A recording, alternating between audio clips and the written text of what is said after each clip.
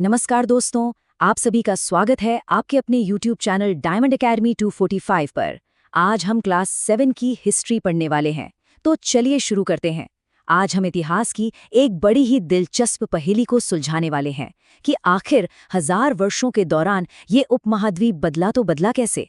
चलिए इस पड़ताल की शुरुआत करते हैं। सबसे पहले जरा इन दो नक्शों को देखिए। हैं तो दोनों ही भारतीय उपमहाद्वीप के, लेकिन इनमें जमीन आसमान का फर्क है ना। अब सवाल यह है कि एक ही जगह के नक्शे लगभग 600 साल के अंतर में इतने ज्यादा अलग कैसे हो सकते हैं। ये अपने आप में एक पहेली है और आज हम इसी की तह तक जाने वाले हैं। तो ठीक है, इस रहस्य को सुलझाना शुरू करते हैं। हमारी ये जो जांच है वो इन दो अलग अलग नक्शों को समझने की कोशिश से ही शुरू होती है, जो हमें अतीत की, आप कह सकते हैं, दो बिल्कुल ही अलग तस्वीरें दिखा रहे हैं।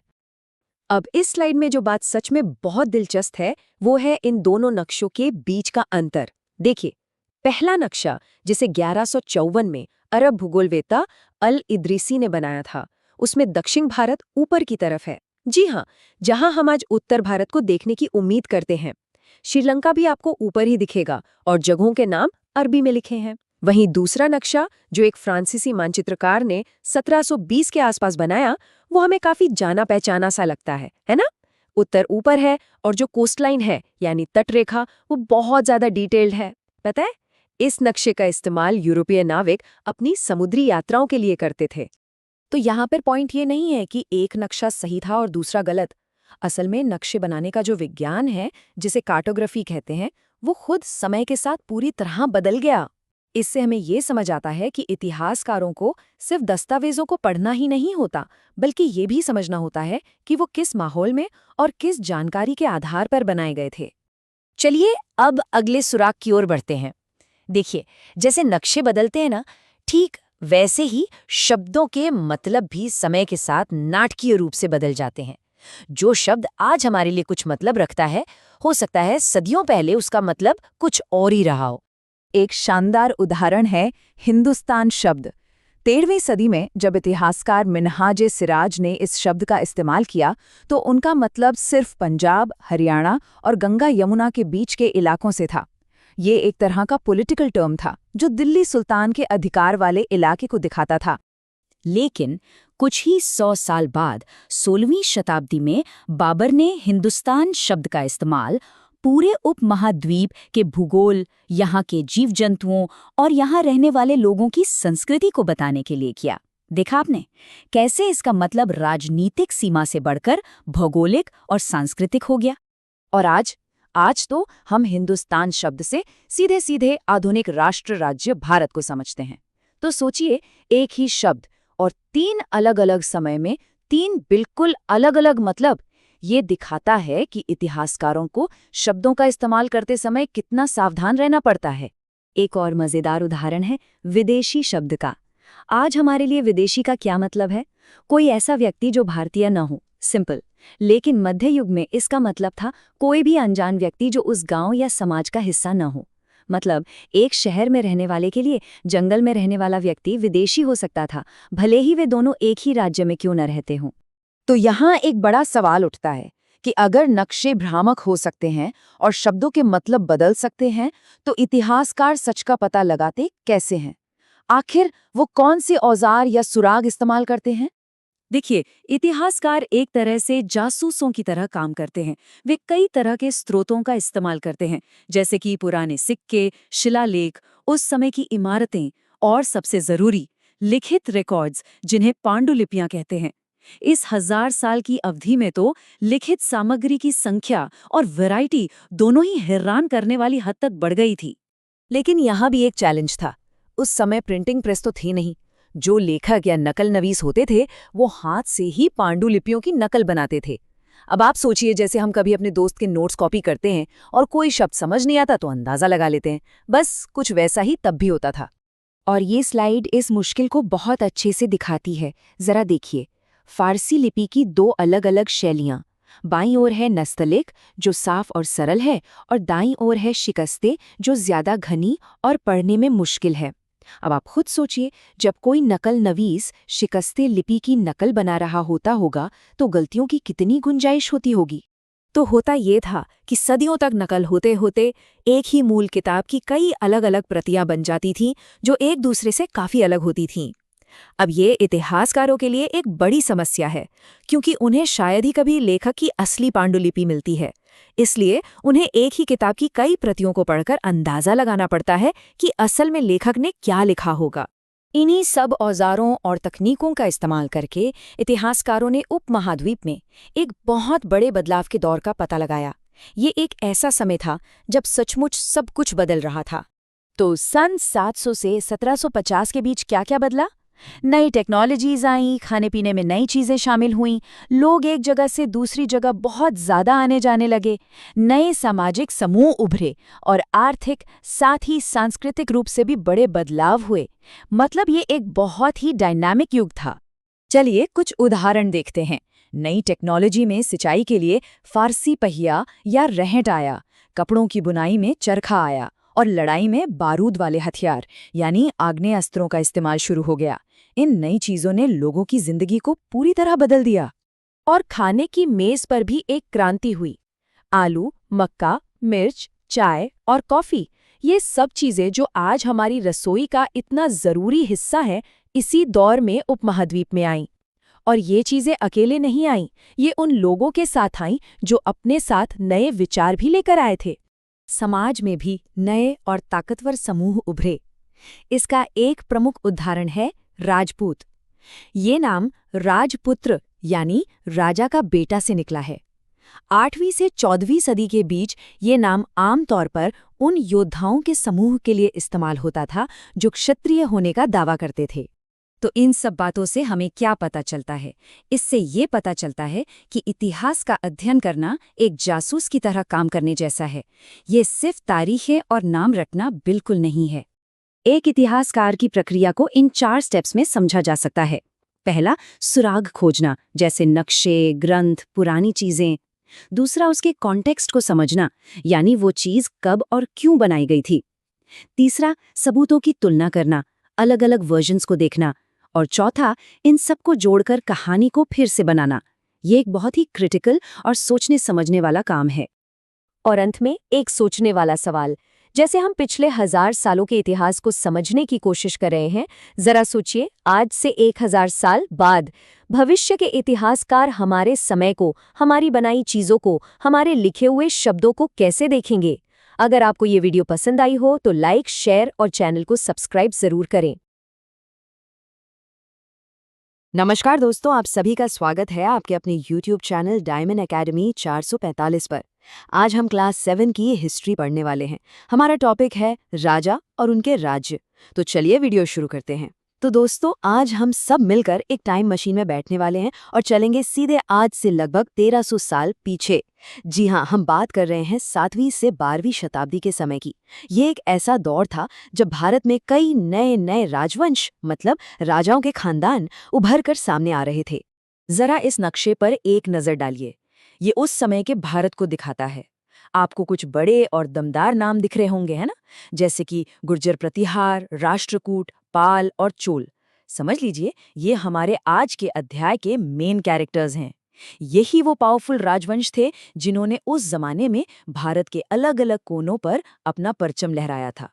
तो आज हम क्या क्या जानने वाले हैं? सबसे पहले हम ये पता लगाएंगे कि ये नए राजा आखिर आए कहाँ से।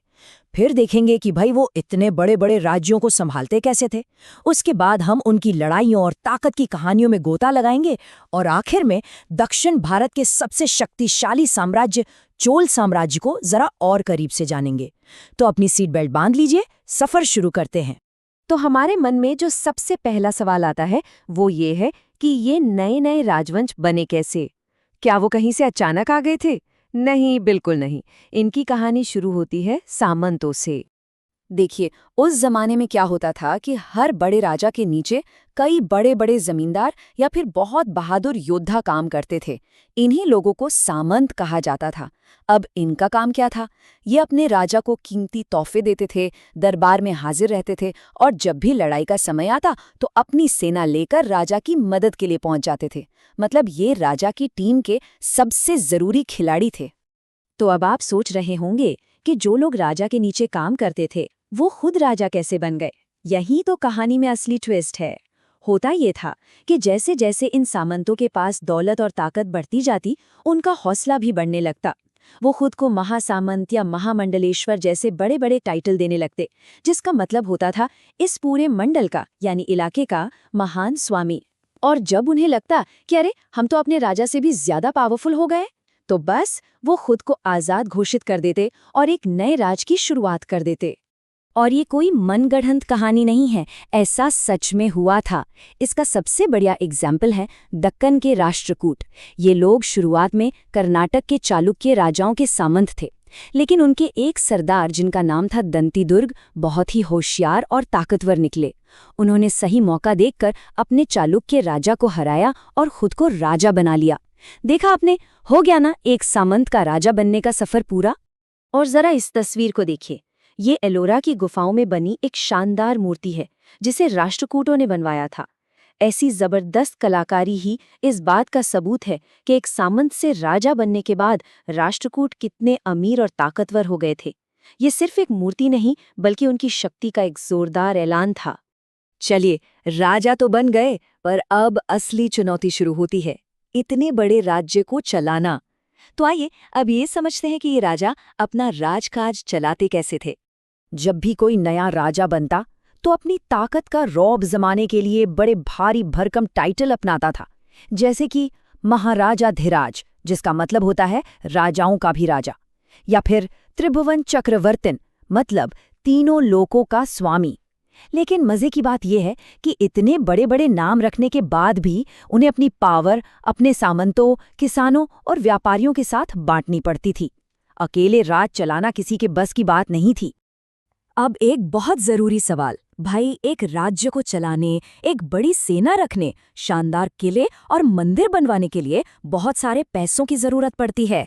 तो जरा सोचिए, राजाओं की तिजोरी भरती कहाँ से थी? ये पैसा आता कहाँ से था?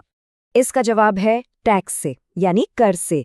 और आपको जानकर शायद हैरानी होगी कि तमिलनाडु पर राज करने वाले चोल राजाओं के जमाने के शिलालेखों में 400 से भी ज्यादा तरह के टैक्स का जिक्र है। जी हाँ, 400 से भी ज्यादा। जरा सोचिए, उस समय लगभग हर चीज पर टैक्स लगता होगा। उन 400 टैक्स में से 2 टैक्स तो बहुत ही ज्यादा फेमस थे, वेट्टी और कदमाई। वेट्टी एक बड़ा ही अजीब टैक्स था। इसमें लोगों से पैसे नहीं बल्कि जबरदस्ती काम करवाया जाता था, मतलब बेगार। और कदमाई था जमीन पर लगने वाला टैक्स, जिसे आज की भाषा में हम लैंड रेवेन्यू कह सकते हैं। यही पैसा था जिससे राजा का खजाना भरता था।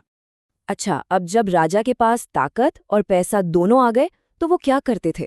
वो अपनी पावर का दिखावा करते थे और इसीलिए वो एक दूसरे से हमेशा लड़ते रहते थे। चलिए इसी के बारे में जानते हैं। हर राजा चाहता था कि लोग उसे एक महान, बहादुर और शूरवीर योद्धा के रूप में जाने। इसके लिए वो प्रशस्तियां लिखवाते थे। प्रशस्ति का सीधा सा मतलब है तारीफ। ये प्रशस्तियां पढ़े लिखे ब्राह्मण लिखते थे, जिनमें राजा की इतनी तारीफ की जाती थी कि पूछिए मत। आप इसे उस जमाने का राजा का सोशल मीडिया प्रोफाइल समझ सकते हैं, जहाँ सब कुछ एकदम बढ़िया बढ़िया ही लिखा होता था। अब जो ब्राह्मण राजा की इतनी तारीफ करते थे, राजा भी उनसे खुश होकर इनाम में जमीनें दान में दे देते थे। और ये कोई जुबानी बात नहीं होती थी। इस दान का पूरा ब्यौरा तांबे की प्लेट्स पर खोदकर लिखा जाता था, जैसा आप इस तस्वीर में देख सकते हैं। ये उस जमाने के पक्के प्रॉपर्टी के कागज हुआ करते थे। राजा सिर्फ तारीफों से ही अपनी ताकत नहीं दिखाते थे, वो लड़ाइयां भी करते थे। और लड़ाई की एक बहुत बड़ी वजह थी दौलत।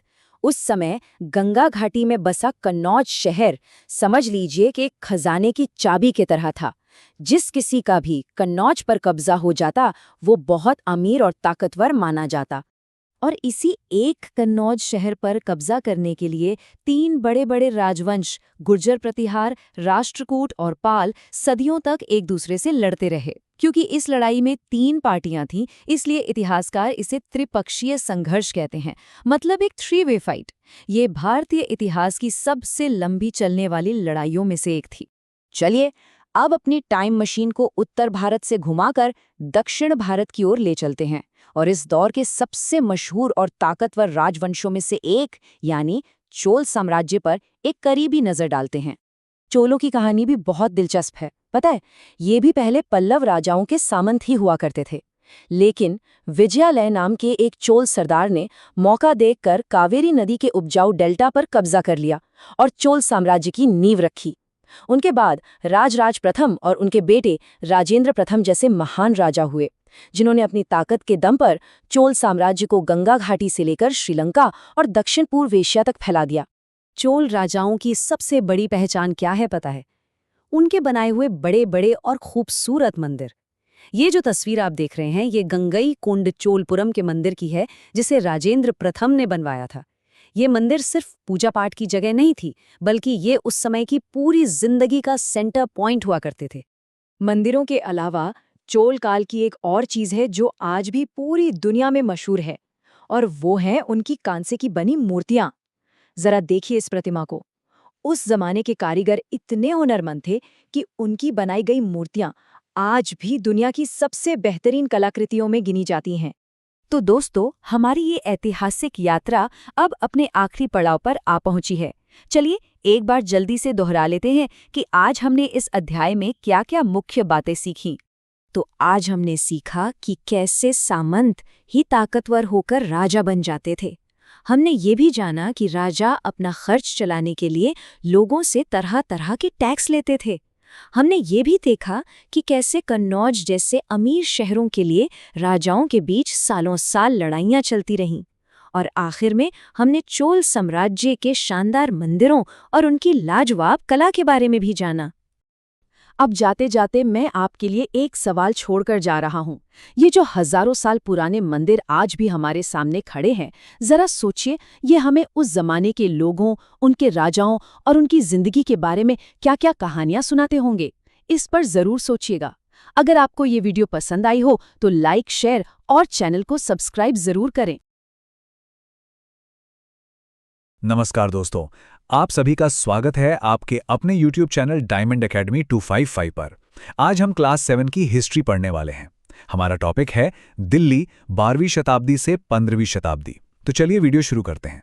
अच्छा, कभी सोचा है कि जिस दिल्ली को हम आज भारत की राजधानी के तौर पर जानते हैं, वो क्या हमेशा से इतनी ज़रूरी थी? सच तो ये है कि दिल्ली को एक खास पहचान मिली 12वीं शताब्दी में। तो चलिए आज हम इसी सफर पर निकलते हैं और देखते हैं कि दिल्ली का इतिहास कैसा रहा। तो आखिर बात क्या है? दिल्ली राजधानी बनी तो बनी कैसे? एक आम से दिखने वाले शहर से एक इतने बड़े साम्राज्य का सेंटर बनने तक का इसका सफर कैसा था?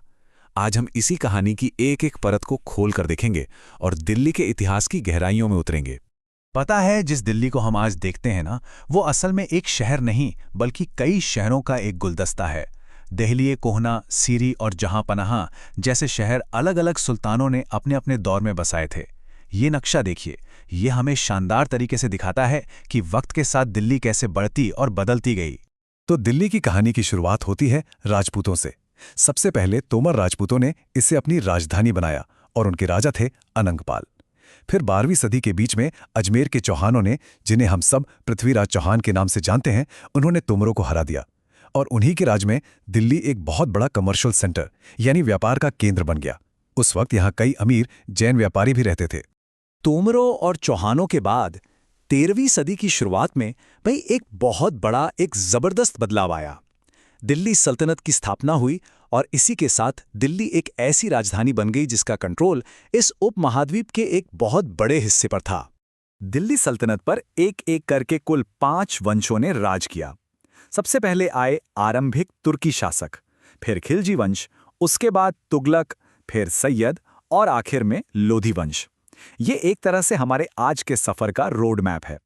अब इतने सारे सुल्तानों और राजाओं के बीच में एक नाम ऐसा है जो इतिहास में बिल्कुल अलग ही चमकता है, और वो नाम है रज़िया का। वो सुल्तान इल्तुतमिश की बेटी थीं और दिल्ली सल्तनत की इकलौती महिला सुल्तान।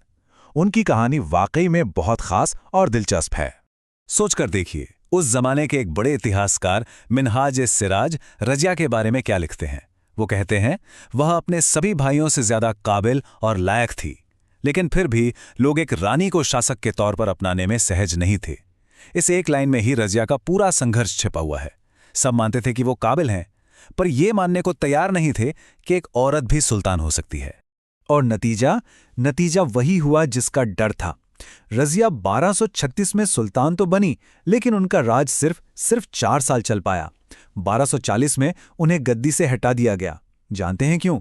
क्योंकि वो आज़ादी से अपने फैसले लेना चाहती थी और ये बात दरबार के बड़े बड़े अमीरों को पसंद नहीं आई। चलिए रज़िया की तुलना एक और ज़बरदस्त महिला शासक से करते हैं, वारंगल की रुद्रमा देवी से। दोनों में एक बड़ा फर्क था। जहां एक तरफ रज़िया ने गर्व से अपने सिक्कों पर लिखवाया कि वो सुल्तान इल्तुतमिश की बेटी हैं, वहीं दूसरी तरफ रुद्रमा देवी ने अपनी पहचान छिपाकर मर्दों वाला नाम रखकर शासन किया। इससे हमें पता चलता है कि उस जमाने में महिला शासकों के लिए राह कितनी मुश्किल थी। तो ये तो हुई राजा रानियों की बातें, लेकिन मन में एक सवाल आता है ना, कि भाई इतना बड़ा साम्राज्य ये चलता कैसे था? चलिए अब जरा सल्तनत के एडमिनिस्ट्रेशन यानी उसकी पूरी व्यवस्था पर एक नजर डालते हैं। सल्तनत के एडमिनिस्ट्रेशन में एक बहुत ही अनोखी चीज थी, बंदगां सिस्टम। अब ये बंदगां कौन थे? ये दरअसल खास गुलाम हुआ करते थे जिन्हें मिलिट्री सर्विस के लिए खरीदा जाता था। सुल्तान इन्हें बहुत अच्छी ट्रेनिंग देते थे और इन पर इतना भरोसा करते थे कि कभी-कभी तो अपने सगे बेटों से भी ज्यादा। अब आप सोच रहे होंगे, भाई ऐसा क्यों? कोई सुल्तान अपने बेटों से ज्यादा एक गुलाम पर भरोसा कैसे कर सकता है? देखिए, इसका जवाब ना बड़ा सीधा सा है। ये गुलाम पूरी तरह से अपने मालिक यानी सुल्तान पर डिपेंडेंट थे। इनकी वफादारी सिर्फ और सिर्फ सुल्तान के लिए थी, जबकि राजकुमारों और अमीरों की अपनी राजनीतिक इच्छाएं हो सकती थीं। अच्छा, एडमिनिस्ट्रेशन चलाने का एक और तरीका था जिसे कहते थे इक्ता सिस्टम। आप इसे ऐसे समझ सकते हैं कि जैसे आज देश को राज्यों में बांटा गया है, वैसे ही तब साम्राज्य को अलग अलग इलाकों में बांटा जाता था, जिन्हें इक्ता कहते थे, और इन्हें संभालने वाले अधिकारी इक्तादार या मुक्ति कहलाते थे। उनका काम था अपने इलाके से टैक्स वसूलना और सुल्तान के लिए सैनिक तैयार रखना। अब बात करते हैं सल्तनत की कमाई की, यानी कि पैसा कहां से आता था। तो भाई इनकम का सबसे बड़ा जरिया था टैक्स। और उस वक्त ना मुख्य तौर पर 3 तरह के टैक्स लिए जाते थे। पहला था खराज, जो खेती पर लगता था, दूसरा मवेशियों पर और तीसरा घरों पर। इसी पैसे से पूरे साम्राज्य का खर्च चलता था। और ये नंबर जरा ध्यान से सुनिए, 50%। जी हां, अलाउद्दीन खिलजी के जमाने में खराज यानी खेती पर लगने वाला टैक्स किसान की कुल पैदावार का आधा यानी 50% तक पहुंच गया था। सोचकर देखिए कितनी बड़ी रकम थी ये।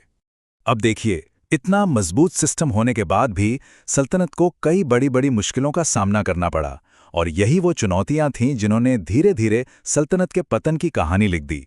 चलिए जानते हैं क्या थीं वो चुनौतियां। सबसे बड़ा और सबसे खतरनाक बाहरी खतरा था मंगोलों का हमला। चंगेज खान के नेतृत्व में मंगोल वो लगातार सल्तनत की सरहदों पर दस्तक दे रहे थे, हमला कर रहे थे। इन हमलों से निपटने के लिए अलाउद्दीन खिलजी और मोहम्मद तुगलक जैसे सुल्तानों को एक बहुत विशाल सेना खड़ी करनी पड़ी, जो अपने आप में एक बहुत बड़ी चुनौती थी। मंगोलों के हमले और अंदर की कमजोरियों ने तुगलक वंश की कमर तोड़ दी। उनके बाद सैयद और लोदी वंश आए तो जरूर, उन्होंने दिल्ली और आगरा से शासन भी किया, लेकिन सच तो यह है कि उनकी ताकत पहले वाले सुल्तानों जैसी नहीं थी। और ये सिलसिला चला 1526 तक, जब एक नई ताकत ने भारत में कदम रखा। और इसी उथल-पुथल के दौर में एक ऐसे शासक का उदय हुआ जिसने सबको हैरान कर दिया। नाम था शेर शाह सूरी। सोचिए, बिहार में एक छोटे से इलाके के मैनेजर से शुरुआत करके वो इंसान अपनी काबिलियत के दम पर मुगल बादशाह हुमायूं को हरा देता है। उन्होंने सिर्फ 15 साल राज किया, लेकिन उनका एडमिनिस्ट्रेशन इतना जबरदस्त था कि बाद में महान मुगल सम्राट अकबर ने भी उसे ही एक मॉडल की तरह अपनाया।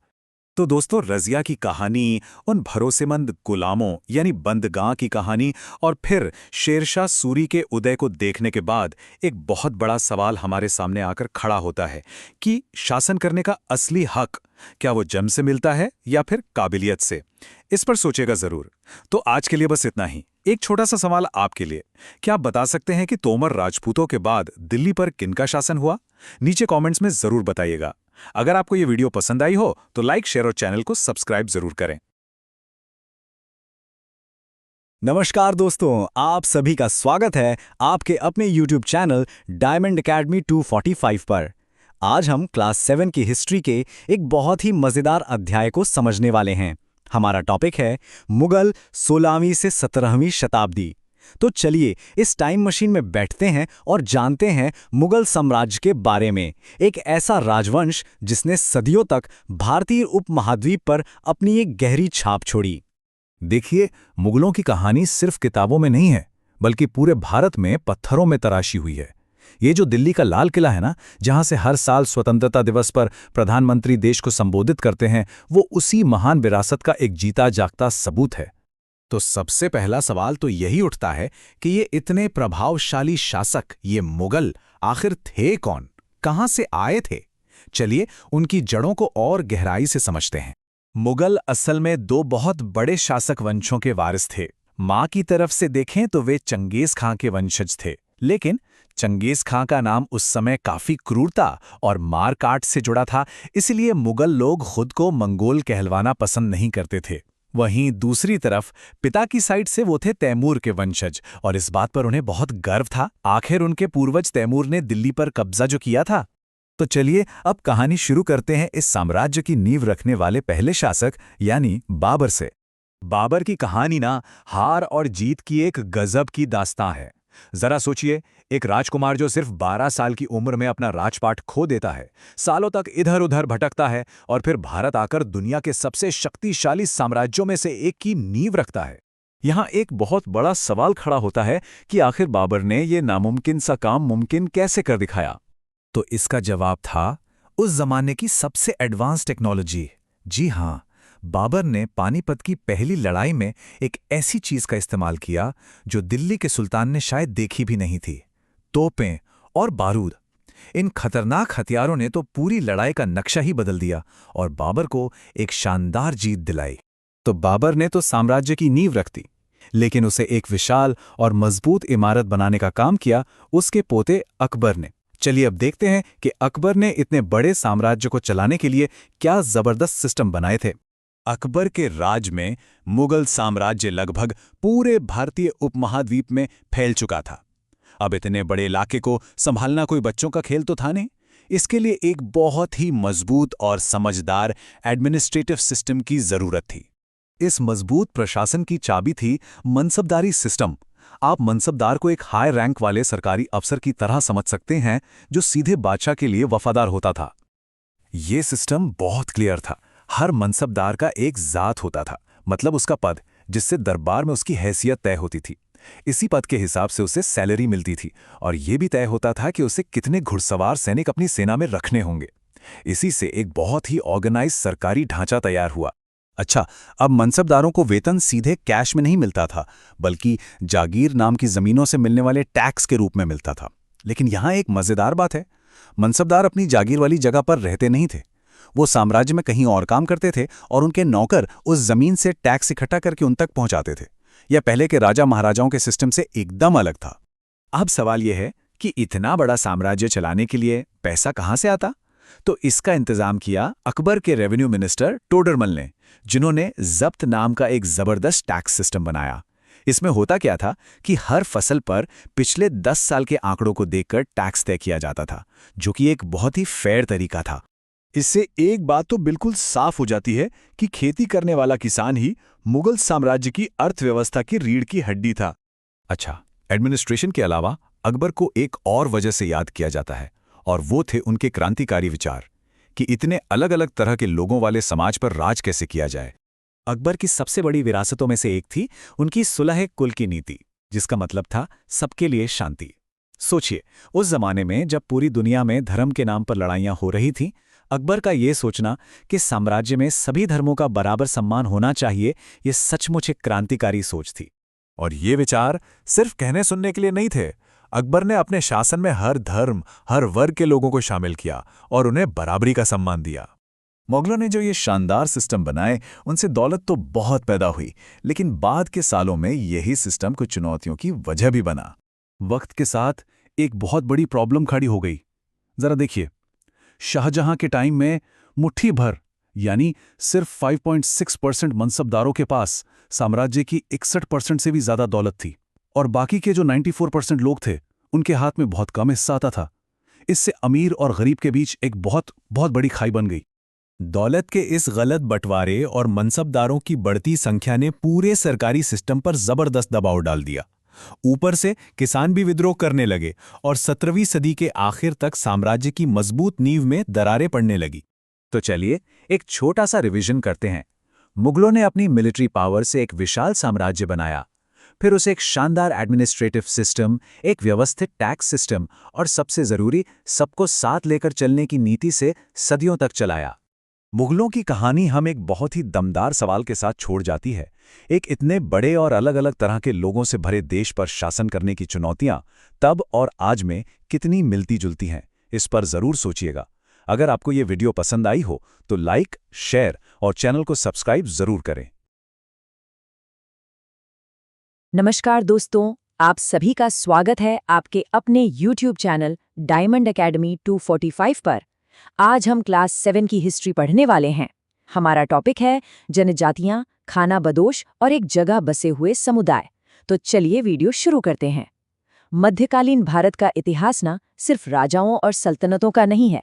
आज हम कहानी के उस दूसरे पहलू को देखेंगे, उन समाजों की कहानी जानेंगे जो अक्सर इतिहास के पन्नों में कहीं खो जाते हैं।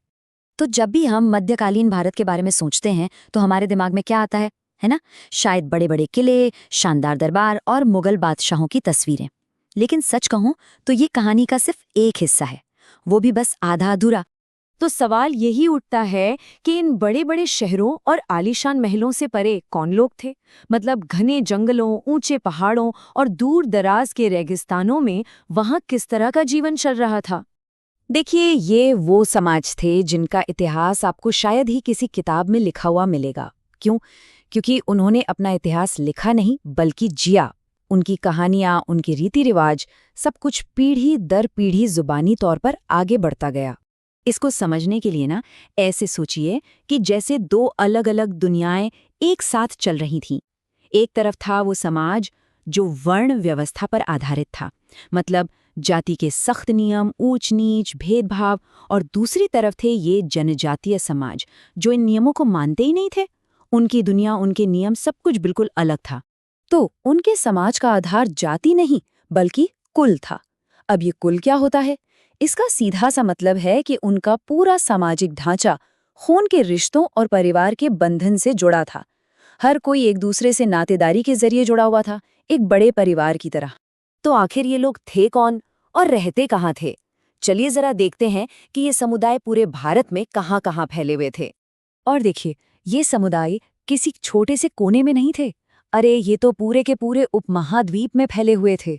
उत्तर में पंजाब से लेकर दक्षिण के पहाड़ों तक और पश्चिम के रेगिस्तानों से लेकर उत्तर पूर्व के घने जंगलों तक।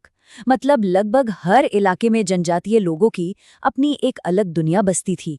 कुछ उदाहरण देखें तो पंजाब में खोखर और गख्खर बहुत ताकतवर थे। पश्चिमी हिमालय में गद्दी गडरियों का बसेरा था। तो उत्तर पूर्व में नागा और अहोम लोगों का जबरदस्त दबदबा था। और मध्य भारत तो भाई भील और गोंड जैसी विशाल जनजातियों का मानो गढ़ ही था। इनकी जिंदगी प्रकृति से बहुत गहराई से जुड़ी हुई थी। ज्यादातर जनजातियां या तो शिकार करती थीं, या जंगल से फल फूल इकट्ठा करती थीं, या फिर पशुपालन से अपना गुजारा करती थीं। और सबसे बड़ी बात, उन्होंने बड़े बड़े राज्यों के असर से दूर अपनी एक बिल्कुल अलग और अनोखी संस्कृति को जिंदा रखा था। अच्छा, समाज का एक और बहुत ही दिलचस्प और महत्वपूर्ण हिस्सा थे खाना बदोश लोग। वो लोग जिनका घर एक जगह नहीं टिकता था, वो हमेशा सफर में रहते थे। और इन घूमते फिरते समुदायों में सबसे बड़ा नाम था बंजारों का। ये लोग सिर्फ घुमंतू नहीं थे, बल्कि ये मध्यकालीन भारत की अर्थव्यवस्था की रीढ़ की हड्डी थे। सोचिए, उनके बड़े बड़े कारवां, जिन्हें टांडा कहा जाता था, गांव से अनाज जैसी चीजें खरीदकर शहरों के बाजारों तक पहुंचाते थे। एक तरह से वो पूरे देश को जोड़ रहे थे। 17वीं सदी में एक अंग्रेज व्यापारी था पीटर मुंडी। उसने अपनी आंखों से एक बंजारा टांडा देखा और पता है क्या लिखा? कि उसमें 14,000 बैल थे। 14,000! जरा अंदाजा लगाइए, आज के जमाने में तो ये हजारों ट्रकों का काफिला हो गया। इससे साफ पता चलता है कि वो सिर्फ सामान ढोने वाले नहीं, बल्कि खुद बहुत बड़े और आजाद व्यापारी थे। लेकिन उनका पैमाना इससे भी कहीं ज्यादा बड़ा हो सकता था। जरा इस संख्या पर गौर कीजिए, 1 लाख। जी हाँ, 1 लाख बैल। इतने बैल तो बंजारे सिर्फ मुगल सेना के लिए अनाज ढोने के काम में लगाते थे। इसका मतलब क्या हुआ? इसका मतलब ये हुआ कि मुगल जैसा विशाल साम्राज्य भी अपनी लाखों की सेना का पेट भरने के लिए इन खानाबदोश व्यापारियों पर ही निर्भर था। उनकी सफलता के पीछे बंजारों का एक बहुत बड़ा हाथ था। लेकिन कहानी यहीं खत्म नहीं होती। ये समाज हमेशा जंगलों और कारवां तक ही सीमित नहीं रहे। वक्त बदला और कुछ जनजातियां इतनी ताकतवर हो गईं कि उन्होंने अपने खुद के राज्य बना लिए। हाँ, बिल्कुल, जनजाति और राज्य के बीच की जो लकीर थी वो धीरे धीरे धुंधली होने लगी। कुछ जनजातियां इतनी संगठित और शक्तिशाली हो गईं कि वो खुद शासक बन बैठीं और उन्होंने बड़ी बड़ी सल्तनतों को भी चुनौती दे दी। और इसके हमारे पास दो जबरदस्त उदाहरण हैं। पहला, मध्य भारत में गोंड जनजाति। उन्होंने गढ़कटंगा नाम का एक विशाल राज्य बनाया जिसमें 70,000 गांव थे और उनकी महान रानी दुर्गावती ने तो मुगलों तक को टक्कर दी थी। वहीं दूसरी तरफ उत्तर पूर्व में अहोम लोगों ने एक ऐसा शक्तिशाली राज्य बनाया जो अपनी मिलिट्री पावर और खेती की नई नई तकनीकों के लिए मशहूर था। यहाँ हम उनकी तरक्की का सबूत देख सकते हैं। एक तरफ उनके इतने बड़े संगठित राज्य का नक्शा है और दूसरी तरफ उनकी कला का ये लाजवाब नमूना। ये इस बात का सबूत है कि वे सिर्फ एक जनजाति नहीं बल्कि एक पूरी की पूरी विकसित सभ्यता थे जिनका अपना प्रशासन था, अपनी कला थी। लेकिन इस तरक्की की एक कीमत भी थी। जैसे जैसे ये जनजातियां बड़े बड़े राज्य बनती गईं, उनका जो बराबरी वाला समाज था वो बदलने लगा। धीरे धीरे समाज में ऊंच नीच आ गई। जो शासक वर्ग था वो खुद को राजपूत समझने लगा और जाति व्यवस्था की कुछ बातें उनके समाज में भी घुसने लगी। तो आखिर में इन भूली बिसरी कहानियों को याद करने का मतलब क्या है? इनका महत्व क्या है?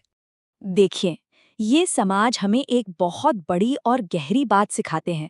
वो ये कि सच्चा इतिहास सिर्फ राजाओं की लिखी किताबों में नहीं मिलता। इन लोगों ने शायद अपना इतिहास लिखा नहीं, लेकिन उनकी कहानियां, उनके रीति रिवाज, उनकी परंपराएं आज भी हमें उनके शानदार अतीत की एक साफ झलक देती हैं। तो आज हमें इन सब के बारे में जानने की क्या जरूरत है? जरूरत इसलिए है क्योंकि ये हमें याद दिलाता है कि भारत का अतीत सिर्फ राजाओं और सल्तनतों की कहानी नहीं है।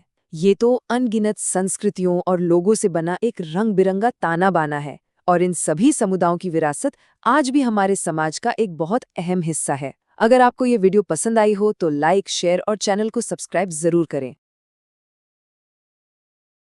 सोचिए जरा, मध्यकालीन भारत में एक ऐसी क्रांति हुई जो तलवारों से नहीं बल्कि गीतों और प्रेम से लड़ी गई थी। जी हाँ, ईश्वर के प्रति एक ऐसी दीवानगी की लहर उठी जिसने बड़े बड़े कर्मकांडों और जाति की ऊंची दीवारों को भी तोड़ दिया। तो चलिए आज हम भक्ति और सूफी आंदोलनों की उसी अद्भुत कहानी को समझते हैं जिसने भारत की आत्मा को हमेशा के लिए बदल कर रख दिया। हम सब ने ये दृश्य कहीं ना कहीं देखे ही हैं, है ना? कोई कीर्तन में पूरी तरह मग्न है तो कोई कव्वाली में झूम रहा है और कभी कभी तो भक्ति इतनी गहरी हो जाती है कि आंखों से अपने आप आंसू बहने लगते हैं। भगवान के साथ ये जो पर्सनल इमोशनल कनेक्शन है, ये कोई नई बात नहीं है। इसकी जड़ें हमारे इतिहास में बहुत गहरी हैं। तो फिर सवाल ये उठता है कि ईश्वर से सीधे दिल से प्रेम करने का ये विचार, जिसे हम भक्ति कहते हैं, ये आखिर आया कहाँ से? ये सोच कैसे पैदा हुई कि कोई भी इंसान, चाहे वो किसी भी जाति या वर्ग का हो, बिना किसी पंडित या मौलवी के सीधे ईश्वर तक पहुंच सकता है? आइए इसी सवाल का जवाब ढूंढने के सफर पे निकलते हैं। इस सफर में हम क्या क्या देखने वाले हैं? सबसे पहले हम दक्षिण भारत चलेंगे, जहां से भक्ति की ये लहर शुरू हुई। फिर हम समझेंगे कि ईश्वर एक है या अनेक, इस पर क्या बहस चल रही थी। इसके बाद देखेंगे कि कैसे ये आंदोलन एक सामाजिक क्रांति बन गया और उत्तर भारत में सूफियों से इसका मिलन कैसे हुआ। और आखिर में हम इसकी आज की विरासत पर भी एक नज़र डालेंगे। तो हमारी कहानी शुरू होती है 7वीं से 9वीं शताब्दी के बीच दक्षिण भारत में। ये वो दौर था जब नए नए धार्मिक आंदोलन जन्म ले रहे थे और ईश्वर से एक व्यक्तिगत रिश्ता बनाने का विचार जोर पकड़ रहा था। इस लहर को आगे बढ़ाने वाले दो तरह के संत कवि थे। एक तरफ थे नैनार, जो भगवान शिव के प्रेम में डूबे हुए थे, और दूसरी तरफ थे अलवार, जिन्होंने अपना सब कुछ भगवान विष्णु को समर्पित कर दिया था। हाँ, रास्ते अलग थे पर मंजिल तो एक ही थी, ईश्वर से प्रेम। नयनार संतों की संख्या 63 थी और सबसे कमाल की, सबसे क्रांतिकारी बात जानते हैं क्या थी? वो ये थी कि ये संत समाज के हर तबके से आते थे। कुम्हार, किसान, सैनिक और यहाँ तक कि उन जातियों से भी जिन्हें उस जमाने में अस्पृश्य या अछूत माना जाता था। मतलब भक्ति के दरबार में सब बराबर थे। इसने तो जाति की दीवारों को ही हिलाकर रख दिया था। और बिल्कुल यही कहानी थी अलवार संतों की भी। इनकी संख्या 12 थी और ये भी नैनारों की ही तरह अलग अलग सामाजिक बैकग्राउंड से आए थे। उनकी पहचान उनका जन्म या उनकी जाति नहीं थी, बल्कि ईश्वर के लिए उनका अटूट प्रेम था। ये संत कवि कोई एक जगह टिकने वाले नहीं थे, वे घुमक्कड़ थे। एक गांव से दूसरे गांव जाते, वहां के स्थानीय देवी देवताओं की शान में खूबसूरत कविताएं बनाते और उन्हें संगीत में ढालकर गाते। स्क्रीन पर ये जो प्रतिमा है, ये एक ऐसे ही महान नयनार संत माणिक वाचाकार की है, जिनकी लिखी कविताएं आज भी गाई जाती हैं। जरा इन शब्दों की गहराई देखिए। उनकी कविताओं में ईश्वर के साथ एक कितना गहरा, कितना पर्सनल रिश्ता झलकता है। माणिक का वाचिकार कह रहे हैं कि ईश्वर ने उनके साधारण से शरीर को सोने का मंदिर बना दिया। ये भक्ति का वो शिखर है जहां भक्त और भगवान के बीच कोई दूरी नहीं रह जाती। अच्छा, ये तो हुई भक्ति और भावनाओं की बात, लेकिन चलिए अब ये देखते हैं कि इन आंदोलनों के पीछे फिलॉसफी क्या काम कर रही थी। दक्षिण भारत के 2 महान दार्शनिकों ने इस पर बहुत गहरे विचार दिए। यहाँ पर 2 बड़े विचार आमने सामने थे। 8वीं सदी के शंकर ने कहा कि आत्मा और परमात्मा एक ही हैं, बिल्कुल लहर और समुद्र की तरह। उन्होंने दुनिया को एक भ्रम यानी माया बताया। लेकिन करीब 300 साल बाद रामानुज एक अलग विचार लेकर आए। उन्होंने कहा कि आत्मा ईश्वर से मिलने के बाद भी अपनी अलग पहचान बनाए रखती है, जैसे चीनी पानी में घुलकर भी अपनी मिठास बनाए रखती है, और मोक्ष का रास्ता ज्ञान से नहीं बल्कि प्रेम और भक्ति से मिलता है। बस इसी विचार ने भक्ति आंदोलन में एक नई जान फूंक दी। लेकिन रुकिए, भक्ति सिर्फ पूजा पाठ या फिलॉसफी तक ही सीमित नहीं थी। ये एक बहुत शक्तिशाली सामाजिक क्रांति भी बन गई। इसने जाति व्यवस्था और मुश्किल पूजा पाठ के तरीकों को सीधी चुनौती दी। और इस क्रांति का एक बहुत बड़ा उदाहरण था कर्नाटक में बसवन्ना का वीर शैव आंदोलन। उन्होंने समाज की हर पुरानी परंपरा पर सीधा हमला किया। उन्होंने साफ साफ कहा कि सभी इंसान बराबर हैं, उनकी जाति कुछ भी हो। उन्होंने मूर्ति पूजा और कर्मकांडों को पूरी तरह से नकार दिया। बसवन्ना की ये बात सुनिए, इसमें उनकी पूरी सोच का निचोड़ है। वो कह रहे हैं कि अमीर लोग तो पत्थर के मंदिर बना लेंगे, पर एक गरीब आदमी क्या करे? अरे उसके लिए तो उसका अपना शरीर ही मंदिर है। सोचिए कितनी गहरी और पावरफुल बात है। और ये क्रांति की लहर सिर्फ कर्नाटक तक ही नहीं रुकी, ये महाराष्ट्र भी पहुंची। ज्ञानेश्वर, नामदेव और तुकाराम जैसे संतों ने सरल मराठी भाषा में ऐसे गीत लिखे जो आज भी लोगों को हिम्मत देते हैं। उन्होंने भी जन पर आधारित भेदभाव और कर्मकांडों का विरोध किया। उनके लिए असली भक्ति क्या थी? दूसरों के दुख दर्द को अपना समझकर उसे बांट लेना। अब कहानी और भी दिलचस्प मोड़ लेती है। जब भक्ति आंदोलन उत्तर भारत में फैला तो यहाँ इसका संगम एक और रहस्यमयी परंपरा से हुआ, और वो थी इस्लाम की सूफी परंपरा। और कमाल की बात यह है कि इन दोनों धाराओं में बहुत ज्यादा समानताएं थीं। तो ये सूफी कौन थे? आप ऐसा समझ सकते हैं कि ये इस्लाम के वो रहस्यवादी संत थे जिनका दिल भी भक्ति संतों की तरह ही धड़कता था। वो भी बाहरी दिखावे को नकारते थे और ईश्वर के साथ प्रेम का रिश्ता जोड़ते थे।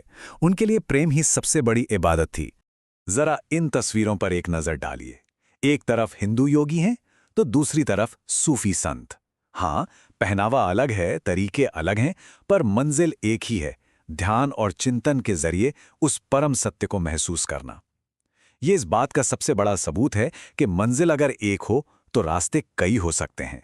सूफियों ने ईश्वर तक पहुंचने के कई रास्ते विकसित किए, जैसे नाम का जाप करना, जिसे वो जिक्र कहते थे, संगीत सुनना और गाना, जिसे समा कहा जाता था, और ध्यान में नाचते हुए खो जाना, यानी रक्स। और दिलचस्प बात यह है कि ये तरीके नाथपंथियों, सिद्धों और योगियों की परंपराओं से काफी मिलते जुलते थे। कई महान सूफी संत हुए, जैसे अजमेर के ख्वाजा मोइनुद्दीन चिश्ती और दिल्ली के ख्वाजा निजामुद्दीन औलिया, जो बहुत ज्यादा लोकप्रिय हुए। उनकी दरगाहें ऐसे पवित्र स्थान बन गई जहां हर धर्म और हर मजहब के लोग हजारों की तादाद में इकट्ठा होते थे और आज भी होते हैं। तो इन सब भक्ति और सूफी आंदोलनों का आखिर में नतीजा क्या निकला? इन्होंने हमें विरासत में क्या दिया? सच तो यह है कि उनका असर आज भी हमारे समाज और हमारी संस्कृति में बहुत गहराई से मौजूद है। इनकी सबसे बड़ी देन है बराबरी और इंसानियत का संदेश। इन्होंने धर्म को मंदिरों और मस्जिदों की ऊंची दीवारों से निकालकर आम लोगों के दिलों तक पहुंचाया। और इन्होंने हमें साहित्य और संगीत की वो अनमोल विरासत दी है जो आज भी हमारी बोलियों और हमारे गीतों में जिंदा है।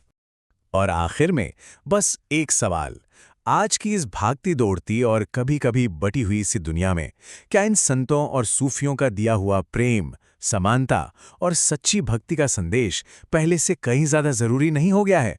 इस पर सोचिएगा जरूर। नमस्कार दोस्तों, डायमंड एकेडमी 245 पर आप सभी का स्वागत है। आज हम क्लास 7 की हिस्ट्री का एक बहुत ही दिलचस्प अध्याय पढ़ने वाले हैं जिसका नाम है ईश्वर से अनुराग। तो चलिए आज एक ऐसे दौर के सफर पर चलते हैं जहां ईश्वर से जुड़ने के लिए बड़े बड़े कर्मकांडों की नहीं बल्कि सिर्फ दिल से निकली सच्ची श्रद्धा की जरूरत थी। ये कहानी है भक्ति और सूफी आंदोलनों की, जहां प्रेम और समानता ने हमारे समाज को एक नई ही दिशा दी। आइए शुरू करते हैं। तो देखिए, इस पूरे सफर को समझने के लिए हम सबसे पहले भक्ति के असल मतलब को जानेंगे। फिर देखेंगे कि ये लहर दक्षिण भारत से कैसे शुरू हुई। इसके बाद हम इसके पीछे के दार्शनिक विचारों को समझेंगे और देखेंगे कि ये परंपरा सूफीवाद से कैसे मिली। और आखिर में हम समाज पर इसके गहरे असर पर भी नजर डालेंगे। तो सबसे पहला सवाल यही उठता है कि भाई ये भक्ति आखिर है क्या? असल में ये ईश्वर तक पहुंचने का एक नया, बहुत ही पर्सनल और इमोशनल रास्ता था जिसने सदियों से चली आ रही पुरानी परंपराओं को एक तरह से चुनौती दे दी। तो सबसे जरूरी बात यह है कि भक्ति अपने आप में एक क्रांतिकारी विचार था। सोचिए, उस दौर में जहां जाति और लिंग के आधार पर इतना भेदभाव था, भक्ति ने इन सभी सामाजिक दीवारों को तोड़ दिया। इसने कहा कि कोई भी इंसान, चाहे वो कोई भी हो, सिर्फ अपनी सच्ची श्रद्धा से ईश्वर को पा सकता है। मजे की बात यह है कि ये विचार कोई बिल्कुल नया नहीं था, लेकिन श्रीमद् भगवद गीता जैसे ग्रंथों के जरिए ये आम लोगों तक पहुंचा और बहुत ज्यादा लोकप्रिय हो गया। गीता ने हमें सिखाया कि मोक्ष के लिए सिर्फ बड़े बड़े यज्ञ या गहरा ज्ञान ही जरूरी नहीं है, बल्कि प्रेम और समर्पण का रास्ता भी उतना ही ताकतवर है। चलिए अब वहां चलते हैं जहां से भक्ति की ये लहर सबसे पहले उठी थी। ये जगह थी दक्षिण भारत। 7वीं से 9वीं शताब्दी के बीच संतों के 2 समूहों ने इस आंदोलन को आगे बढ़ाया। इनमें पहले थे नयनार, और जानते हैं ये कितने थे? पूरे 63 संत थे। इन सब ने अपना जीवन और अपनी सुंदर कविताएं भगवान शिव को समर्पित कर दी थीं। और नयनारों के साथ साथ ही थे अलवार। ये 12 संत थे जो भगवान विष्णु के भक्त थे और उन्हीं की तारीफ में भजन गाया करते थे। ये संत कोई मंदिरों में बैठने वाले पुजारी नहीं थे, बल्कि ये तो हर वर्ग से आने वाले घुमक्कड़ कवि थे। इनका मानना था कि कठोर रस्मों रिवाजों से बेहतर है कि दिल से भजन गाए जाएं, क्योंकि वही ईश्वर तक पहुंचने का सीधा रास्ता है। जरा सोचिए, वो ऐसा क्यों मानते होंगे? और देखिए, समाज में इन संतों को बहुत ज्यादा सम्मान मिला। माणिक्य वसागार जैसे संत तो अपनी गहरी और भावनात्मक कविताओं के लिए पूजे जाने लगे, और उनकी लिखी कविताएं आज भी दक्षिण भारत में गाई जाती हैं। तो जैसे जैसे भक्ति का ये विचार फैलता गया, बड़े बड़े दार्शनिकों ने ये समझाने की कोशिश की कि आखिर इंसान की आत्मा और परमात्मा के बीच का रिश्ता क्या है। और इस बहस से 2 बड़े और एक दूसरे से काफी अलग विचार सामने आए। इसको एक आसान उदाहरण से समझते हैं। एक तरफ थे शंकर, जिनका मानना था कि ज्ञान के रास्ते पर चलकर इंसान ये जान सकता है कि उसकी आत्मा और परमात्मा में कोई फर्क नहीं है, बिल्कुल वैसे जैसे पानी की एक बूंद समंदर में मिलकर एक हो जाती है। वहीं दूसरी तरफ थे रामानुज, जिन्होंने भक्ति का मार्ग दिखाया। उनके अनुसार भक्त ईश्वर से जुड़ता तो है, पर अपनी अलग पहचान भी बनाए रखता है। जैसे चीनी पानी में घुल तो जाती है, पर मिठास बनकर अपना अस्तित्व बनाए रखती है। और इसी दौरान कर्नाटक में वीरशैववाद जैसे कुछ आंदोलन हुए जो समानता के इन विचारों को और भी आगे ले गए। उन्होंने न सिर्फ जाति प्रथा और फालतू के कर्मकांडों का विरोध किया, बल्कि मूर्ति पूजा को भी नकार कर उस समय की सामाजिक व्यवस्था को सीधी चुनौती दे डाली। अब भक्ति की ये लहर धीरे धीरे उत्तर की ओर फैलने लगी, जहां ये एक और शक्तिशाली रहस्यवादी परंपरा यानी सूफीवाद के साथ आकर मिल गई। जैसे कि महाराष्ट्र में संतों ने भक्ति को एक बिल्कुल नया मतलब दे दिया। उन्होंने सिखाया कि सच्ची भक्ति का मतलब दुनिया छोड़कर जंगल में तपस्या करना नहीं है, बल्कि असली भक्ति तो दुनिया में रहकर एक आम इंसान की तरह जीते हुए दूसरों के दुख दर्द को बांटने में है।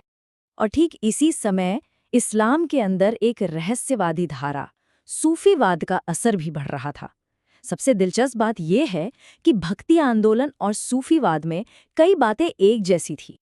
देखिए, सूफी संत भी काफी हद तक भक्ति संतों की तरह ही ईश्वर के साथ एक पर्सनल कनेक्शन में विश्वास करते थे। वे भी अपने प्रेम को जाहिर करने के लिए कविता, संगीत और यहाँ तक कि नाच गाने का भी इस्तेमाल करते थे। इन सभी विचारों पर चर्चा और इनकी शिक्षा खानकाहों में दी जाती थी। ये सिर्फ आश्रम नहीं थे, बल्कि ये ऐसे सेंटर थे जहाँ हर धर्म और जाति के लोग मन की शांति और ज्ञान की तलाश में इकट्ठा होते थे। इन सूफी संतों का असर इतना गहरा था कि उनके दुनिया से चले जाने के बाद भी उनकी कब्रें यानी दरगाहें सभी धर्मों के लोगों के लिए पवित्र तीर्थ स्थल बन गई। ये इस बात का सबसे बड़ा सबूत है कि उनका प्रेम का संदेश मजहब की दीवारों से कहीं ज्यादा मजबूत था। तो सवाल उठता है कि सदियों की इस कविता, इस दर्शन और इस भक्ति की हमारे समाज के लिए विरासत क्या है? इसका स्थायी प्रभाव क्या पड़ा? इन आंदोलनों की सबसे बड़ी देन थी एक शक्तिशाली मानवतावादी सोच। जैसा कि इस मशहूर भजन में कहा गया है, वैष्णव जन तो तेने कहिए जे पीर पराई जाने रे। इसका मतलब है सच्चा ईश्वर भक्त वही है जो दूसरों का दर्द समझता हो, यानी इंसानों की सेवा करना ही ईश्वर की सच्ची सेवा है। इन आंदोलनों ने न सिर्फ जाति व्यवस्था जैसी सामाजिक बुराइयों को चुनौती दी, बल्कि अपनी बातें संस्कृत जैसी कठिन भाषा की बजाय आम लोगों की भाषा में कहीं। इससे हमारी क्षेत्रीय भाषाओं और साहित्य को बहुत बढ़ावा मिला और संस्कृति पर एक अमिट छाप पड़ी। और ये सब हमें एक बहुत ज़रूरी सवाल पर लाकर छोड़ देता है। इन संतों ने सिखाया कि ईश्वर तक पहुंचने के कई रास्ते हो सकते हैं और सभी बराबर हैं। उनके प्रेम और समानता के संदेश ने सदियों पहले की दुनिया को तो बदला ही, पर आज की दुनिया में जब हम अक्सर बटे हुए महसूस करते हैं, उनके इस संदेश का क्या महत्व है, इस पर जरूर सोचिएगा। और इसी के साथ हमारा आज का यह अध्याय समाप्त होता है। अगर आपको ये वीडियो पसंद आई हो तो लाइक, शेयर और चैनल को सब्सक्राइब जरूर करें। धन्यवाद। नमस्कार दोस्तों, आप सभी का स्वागत है आपके अपने YouTube चैनल डायमंड एकेडमी 245 पर। आज हम क्लास 7 की हिस्ट्री पढ़ने वाले हैं। हमारा टॉपिक है 18वीं शताब्दी, नई राजनीतिक गठन, अध्याय 7। तो चलिए शुरू करते हैं। अच्छा, जरा इन दो नक्शों को देखिए ध्यान से। बाईं तरफ जो आप देख रहे हैं वो है साल 1700 का मुगल साम्राज्य, लगभग पूरे भारत पर फैला हुआ। और दाईं ओर बस कुछ ही दशकों के बाद का भारत है, जो छोटे छोटे कई राज्यों में बटा हुआ है। तो सवाल ये उठता है कि बस कुछ ही सालों में इतना बड़ा बदलाव आखिर हुआ कैसे? चलिए आज इसी सवाल का जवाब ढूंढते हैं।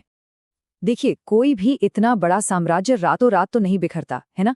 मुगल साम्राज्य के साथ भी कुछ ऐसा ही हुआ। इसकी जो नींव थी ना, वो अंदर से ही खोखली होती जा रही थी। तो इसके पीछे ना कई वजहें थीं। सबसे पहले तो औरंगजेब, उन्होंने दक्कन में इतनी लंबी और महंगी लड़ाइयां लड़ी कि साम्राज्य का पूरा खजाना ही खाली हो गया। फिर उनके बाद जो बादशाह आए वो उतने काबिल नहीं थे। इसका सीधा फायदा उठाया गवर्नरों और कमांडरों ने। वो अपने अपने इलाकों में ज्यादा ताकतवर हो गए। नतीजा ये हुआ कि दिल्ली के शाही खजाने तक पैसा पहुंचना कम हो गया और साम्राज्य को चलाना मुश्किल हो गया। इसी वजह से किसान और जमींदार भी बगावत करने लगे। उस जमाने के एक लेखक ने जो लिखा है उससे आपको हालत का अंदाजा हो जाएगा। वो कहते हैं कि किसान सोना उगा रहा है, पर उसके मालिक जमींदार को एक तिनका भी नहीं मिल रहा। सोचिए, हालत इतनी खराब थी कि जो जमींदार टैक्स इकट्ठा करते थे वो खुद ही कंगाल हो रहे थे। अब जब पैसा ही नहीं बचेगा तो साम्राज्य अपनी इतनी बड़ी सेना को कैसे संभालेगा? ये एक बहुत ही बड़ी कमजोरी बन गई। और देखिए, जब घर अंदर से कमजोर होता है ना, तो बाहर वाले तो हमला करेंगे। और फिर जो हमला हुआ उसने तो जैसे साम्राज्य की कमर ही तोड़ दी। ये है ईरान का शासक नादिर शाह। साल था 1739। इसने दिल्ली पर ऐसा हमला किया जिसने मुगल साम्राज्य की जो भी इज्जत या ताकत बची थी उसे पूरी तरह से मिट्टी में मिला दिया।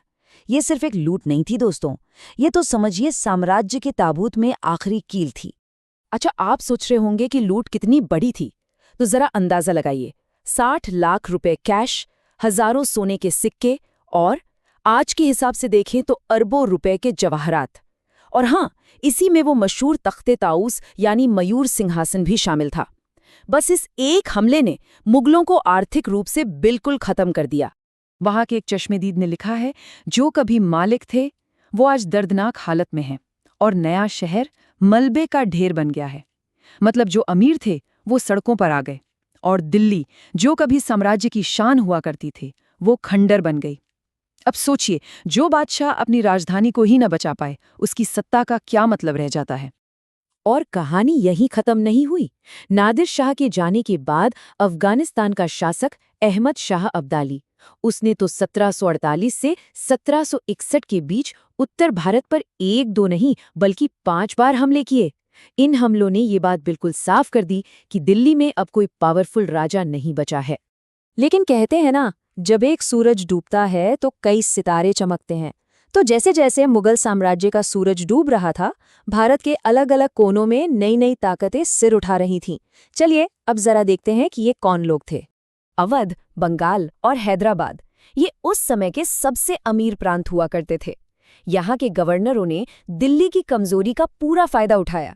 कहने को तो ये खुद को मुगल बादशाह के अंडर ही मानते थे, पर असल में ये अपने अपने इलाकों के राजा बन बैठे थे। सारा टैक्स, सारा एडमिनिस्ट्रेशन, सब कुछ इनके हाथ में था।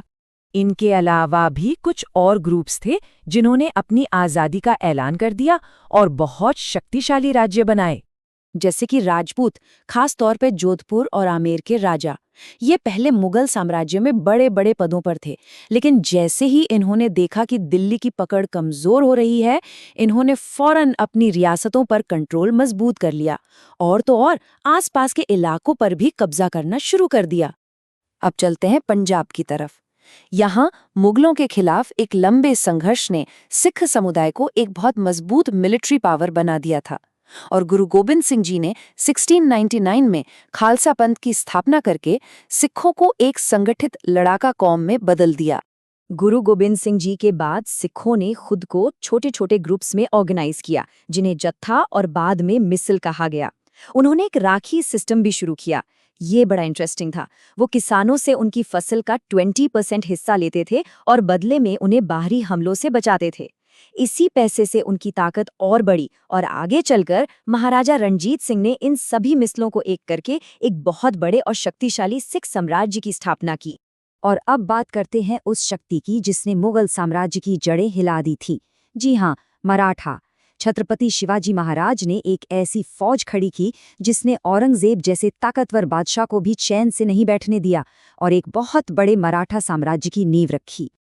अच्छा, मराठों की ताकत का एक बड़ा राज था उनका टैक्स सिस्टम। वो 2 तरह के टैक्स वसूलते थे। एक था चौथ, मतलब जमीन के रेवेन्यू का 25%, और दूसरा था सरदेशमुखी, जो 10% एक्स्ट्रा होता था। जिन इलाकों पर मुगलों का कब्जा था उन्हें भी ये टैक्स देना पड़ता था ताकि मराठे उन पर हमला न करें, और इसी पैसे से मराठा सेना लगातार बड़ी होती गई। तो इतनी सारी उथल पुथल के बाद 18वीं सदी के बीच तक आते आते भारत का नक्शा आखिर दिखता कैसा था? चलिए एक बार फिर से उस पर नजर डालते हैं। तो देखिए, तस्वीर अब पूरी तरह से बदल चुकी थी। वो एक विशाल मुगल साम्राज्य अब नहीं रहा। उसकी जगह ले ली थी कई क्षेत्रीय ताकतों ने। पश्चिम में मराठा, उत्तर में सिख और साथ ही अवध, बंगाल और हैदराबाद की अपनी अपनी सल्तनतें। मतलब एक सेंट्रल पावर पूरी तरह खत्म हो चुकी थी। लेकिन इस बिखरी हुई ताकत के बीच एक नई शक्ति बहुत धीरे धीरे अपनी जगह बना रही थी। आप पूर्वी तट पर ये जो छोटे छोटे इलाके देख रहे हैं ना, ये एक बिल्कुल नए खिलाड़ी के आने का इशारा थे, ब्रिटिश ईस्ट इंडिया कंपनी। और वो इस पूरी सिचुएशन को एक बहुत बड़े मौके की तरह देख रहे थे। तो अब हम इस अध्याय के अंत में आ गए हैं। हमने देखा कि कैसे मुगल साम्राज्य कमजोर हुआ, बाहरी हमलों ने उसे और तोड़ा और फिर मराठा, सिख, राजपूत जैसी नई शक्तियां उभरी। पर यहाँ एक बहुत बड़ा सवाल खड़ा होता है। जब एक महान साम्राज्य टूट रहा था और नई भारतीय शक्तियां आपस में ही लड़ रही थी, तो इस पूरी उथल-पुथल का सबसे ज्यादा फायदा आखिर किसे मिलना था? ये एक ऐसा सवाल था जिसने आने वाले सालों में भारत की पूरी कहानी ही बदल दी। अगर आपको ये वीडियो पसंद आई हो तो लाइक, शेयर और चैनल को सब्सक्राइब जरूर करें।